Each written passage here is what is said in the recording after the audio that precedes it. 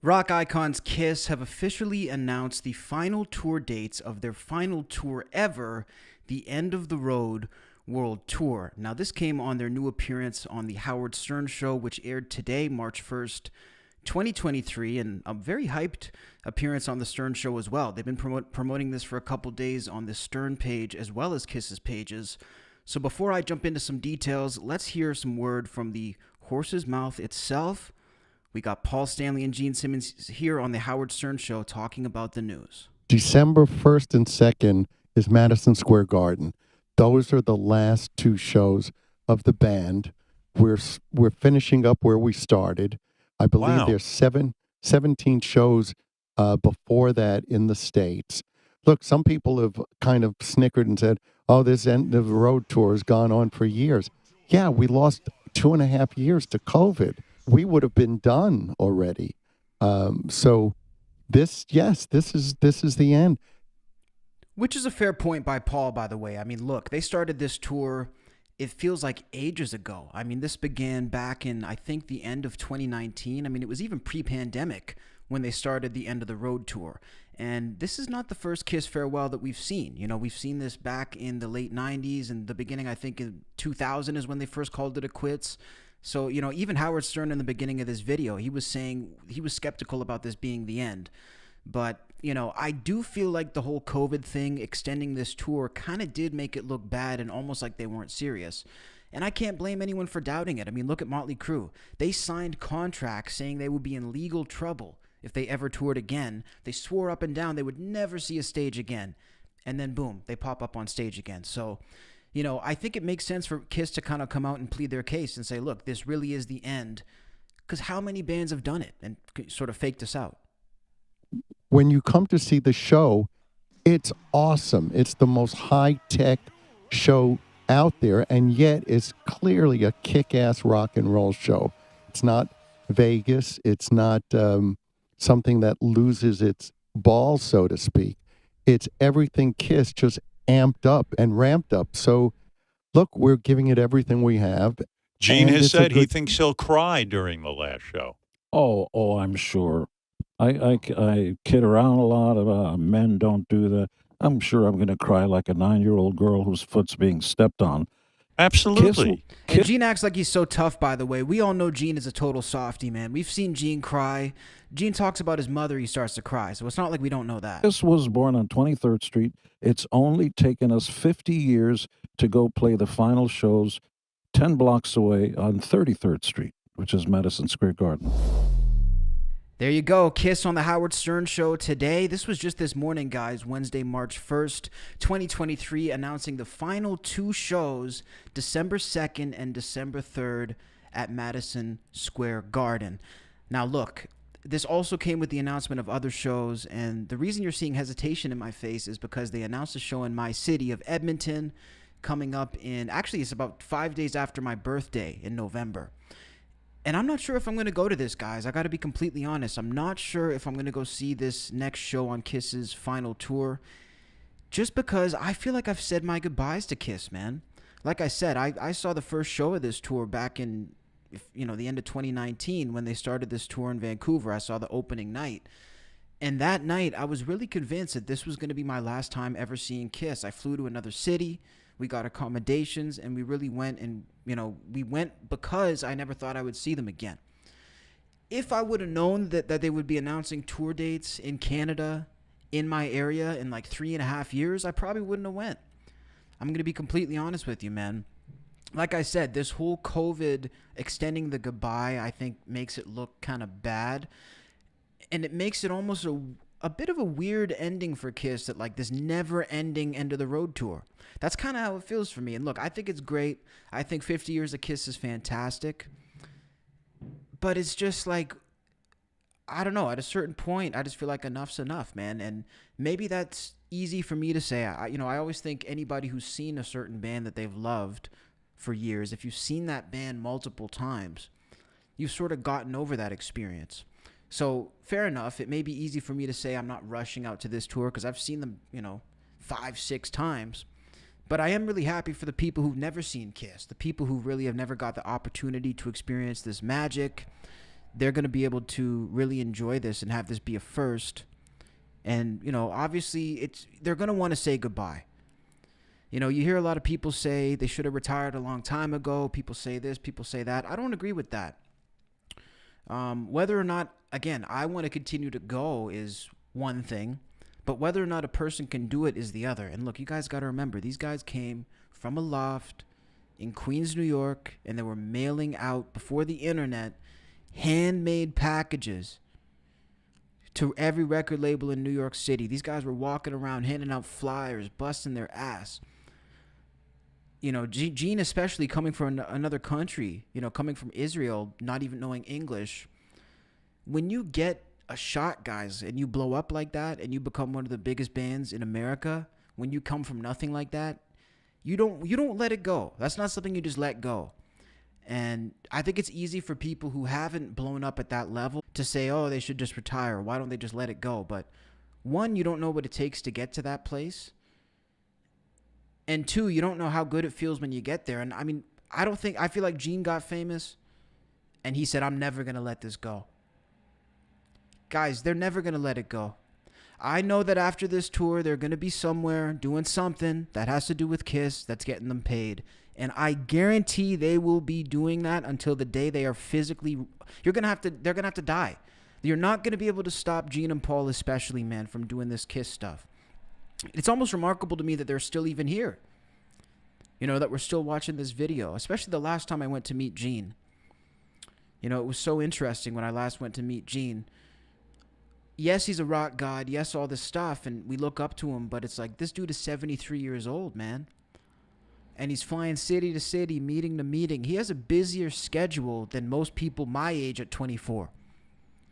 And he's 73 years of age, so, you know, it's bittersweet, man. Obviously a huge celebration.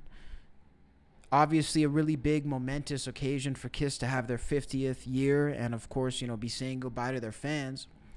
I am having mixed feelings about it, though. And maybe I have trust issues, man. I went to see the last the quote-unquote last Motley Crue show in Edmonton. I was somewhat emotional, you know what I mean? I mean, it was a big thing because this is a band that's Nikki Sixx is up there crying and they're saying their goodbyes. And next thing you know, they're back out again, and it makes you kind of feel stupid. Like, honestly, I kind of felt stupid. I'm shelling out time. I'm shelling out money for this final tour, and here you guys are back like psych, you know, and it's just, I'm not sure. So I'm curious to see what you guys think about it. The tickets are going to be going on sale on March 10th for this brand new Kiss tour. The tour is going all across Canada and America. I'm just going to pull up the dates to give you guys a little look. And this is cool, man. Like, I feel like this is, again, they're doing a solid to their longtime fans because they do want to say goodbye. And look, they have a lot of cities and a lot of people to say goodbye to, man. They've been doing this a long time, so it's not like you're just going to disappear. And frankly, I do respect that as well.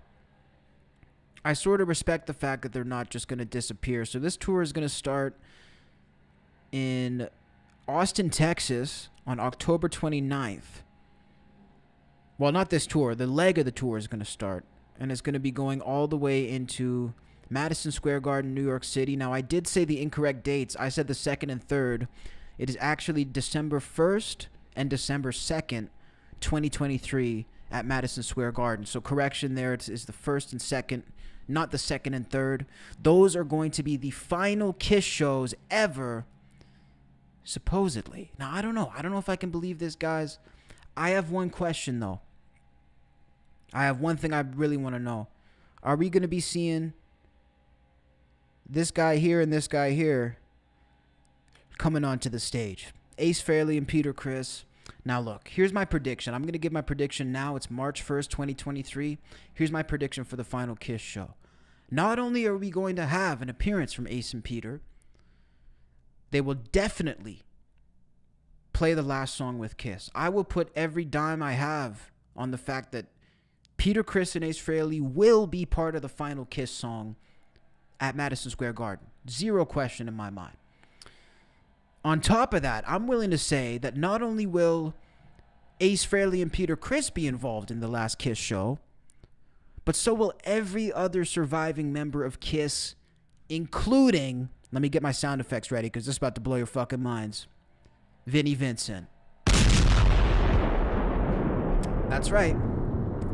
Listen, you guys can question it all you want. What did he say? I got the crystal ball right here, and Vinnie Vincent, Bruce Kulick, Ace Frehley, and Peter Criss, again, this is my prediction. This is not confirmed. But I predict that they will be involved in this show, because if they are not, shame on Gene and Paul if they're not. I don't care. I don't care who gets upset about it. If you don't listen, Gene, if you don't want to interview anymore because I said it and I'm keeping it real, then don't interview no more with me. But I got to keep it real. If you guys don't have Ace Frehley and Peter Criss at Madison Square Garden, the place that you guys were in a loft, broke, eating oodles and fucking noodles, dreaming about being famous one day, playing the Garden. Every time you guys played that musty, stinky, dingy loft in Queens with Ace and Peter, you guys said this is the Garden. What, you think I didn't watch the documentaries? I know what you told them. I know what you told them, Gene. So you guys always said, pretend we're playing the Garden. And you made it to the Garden with Ace and Peter. So what you got to do is you got to end it right. Do right by Ace and Peter and end it with them at the Garden. That's what you do. Because I'm sick and tired of seeing the bullshit, the high school drama of he said, she said with Ace versus Gene and Paul versus... Listen, guys, you beat the odds together. Just be happy about it. You guys should be rejoicing. You don't got to be best friends, but do it for yourselves, man. I don't want to be on my deathbed knowing I did my brothers wrong. I don't want to be on my deathbed knowing that I was dishonorable to people who helped me become a Gene Simmons and Paul Stanley are multi-millionaires 1,000 times over. And that is a huge part of that has to do with Ace and Peter. So, you know, people say they're entitled. I get why they're entitled, though, because they're those guys. They're the original guys. So let me know what you guys think in the comments if you think that we're going to see Ace and Peter back on this show, back on this tour. I think you got to do right by them, man. They're alive. And look, we just saw Marty Friedman come back with Megadeth the other day. Who would have thought that was possible? I would have thought that was impossible. But it's about just showing respect, man. I think it's so much better to end something like that amicably and, you know, with respect for each other. So let me know what you guys think. The last issue being discussed about this tour is, of course, the issue of backing tracks. Now, KISS, of course, has been outed for using backing tracks, a.k.a. lip syncing, for anyone who's not really familiar. And I'm going to weigh in on this in a second, but somebody actually, this dude's, his YouTube channel is called Sinkin' Stanley. All credit to him for this upload. We appreciate the upload. And this is his interview with Doc McGee, the KISS manager. He asked him about KISS lip syncing, basically, and using backing tracks. So this came out a couple weeks ago at Paul Stanley's art show, actually. And this is Doc McGee confronting rumors of KISS lip syncing. Army. And Doc, when's Paul going to admit that he lip synced? He sings every track, so he sings to it. So it's not lip syncing. He sings. He fully sings. Okay. It's enhanced. It's just part of the process to make sure that everybody hears the songs the way they should be sang to begin with. So, nobody wants to hear people do stuff that's not real. It's not what they came to hear. So you're actually saying there are backing tracks that he's singing to? He'll sing to tracks. Gotcha. Yeah, everybody. It's all part of a process because everybody wants to hear everybody sing. Awesome. He sings, but he fully sings to every song. Okay. So if he sings to every song, why do you use tracks? I guess is the question that most people would be wondering. For anybody else asking, the last 15 seconds of this was about the KISS Dubai DVD packages. So if you bought that, here's an update for you. I figured I'd play this. Just if you're watching this far, you're obviously invested. When are fans going to get their Dubai packages? Jesus, I'm sure we're trying to work that out now with the people that sold them. Okay. But we're going to make good on every one of them. I can tell you that. KISS will. Doc McGee, Kiss manager, speaking on not only the use of backing vocal tracks in the Kiss tour, but also the never arrived Dubai DVD packages that people shelled out money for and never got. I don't know anything about that, but definitely interesting to hear an update. You know, here's what I'll say about the backing tracks thing. I know people have been coming at Paul's throat for how long for using this, and really coming at his neck for having tracks. The thing about using backing tracks in a live concert is that this is not necessarily unique. This is clearly something that if you know about live performances and if you have an understanding of how they work, the vast majority of concerts, this is something that they use.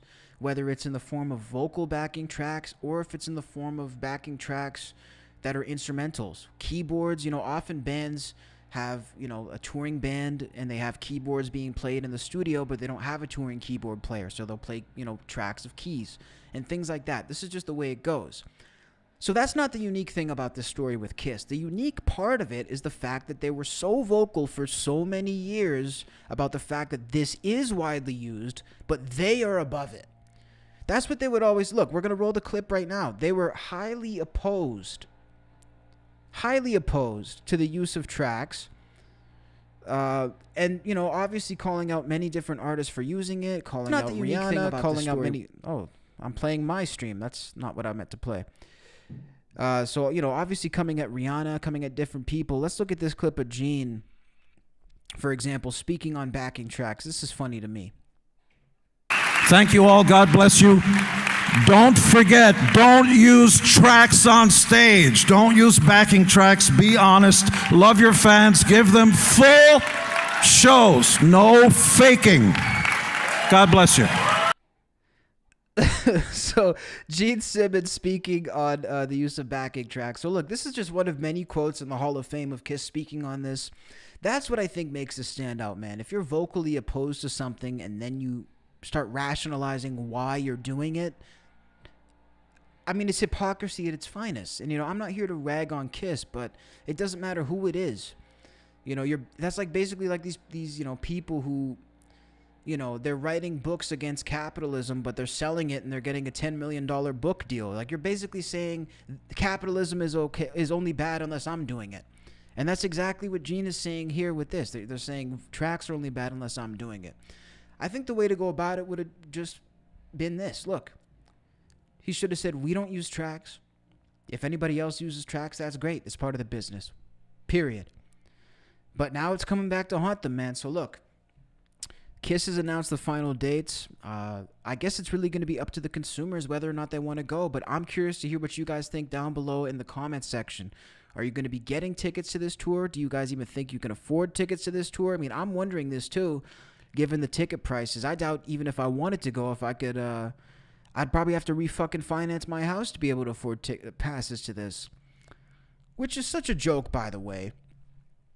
You know, I know that they say that it's not the artist and it's the promoter and it's this and that and the artist doesn't have control. That's bullshit. Okay, because when Kid Rock decided to go on tour and make tickets $1, Kid Rock could do that. Because guess what? Kid Rock has control over his tour.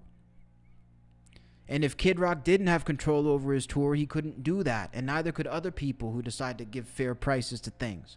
Artists have all of the control over their tour. They're not beholden to nearly anyone when it comes to the pricing and things like that. It's very different than selling a product. Like, let's say you have a Nike shoe and you're a celebrity. Okay, that's fine. You couldn't like go ahead and set the price of a Nike shoe.